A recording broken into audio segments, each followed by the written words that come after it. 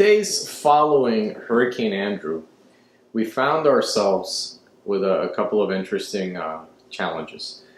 And they largely revolved around fuel and water. And we were able to cook and use the supplies that my mom had stored, but I mean, it was really grossly inefficient. We were cooking mostly off of a barbecue. In my current preparedness efforts, we tried to use propane. Now, what you're seeing here is part of my family's camping supplies that we use when we go car camping. And these propane stoves are great. And I've included my Mr. Heater little buddy here to give you guys an idea of how we can standardize our equipment to use the same fuel source.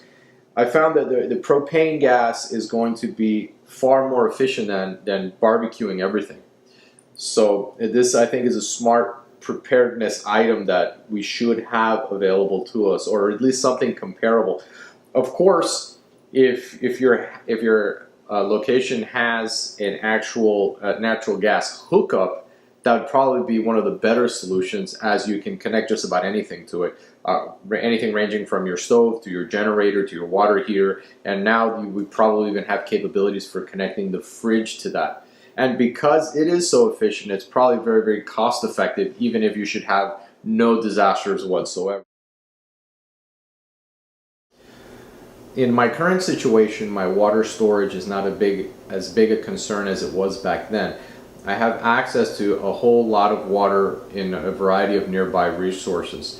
I have various canals that I can draw water from. I naturally keep a couple of weeks worth of water storage anyway, but I've gone ahead and I added a reverse osmosis water filter. I got it right here under the sink, and that is a great resource.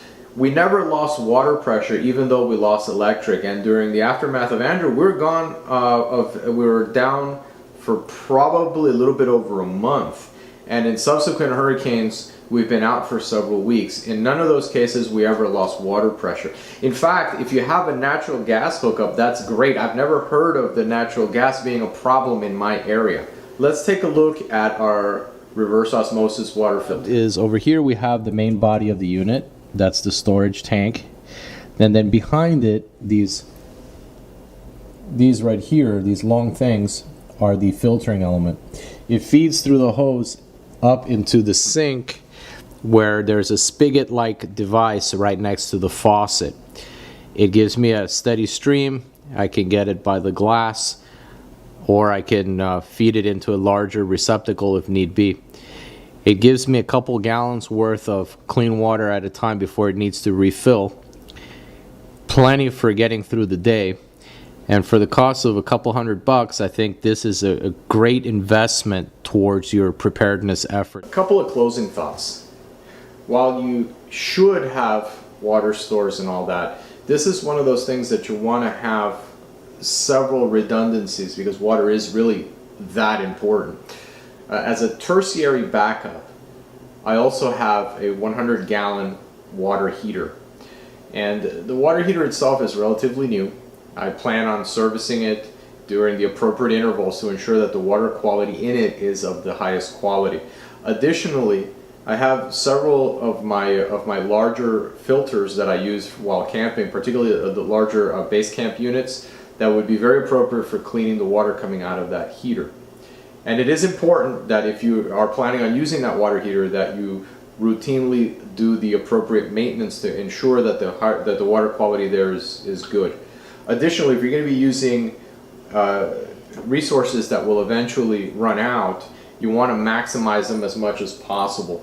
A very smart strategy that is to use pressure cooker to maximize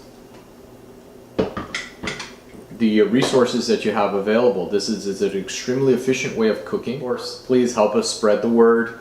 Hit the like, hit the share, tell your friends about us. And until next time, take care.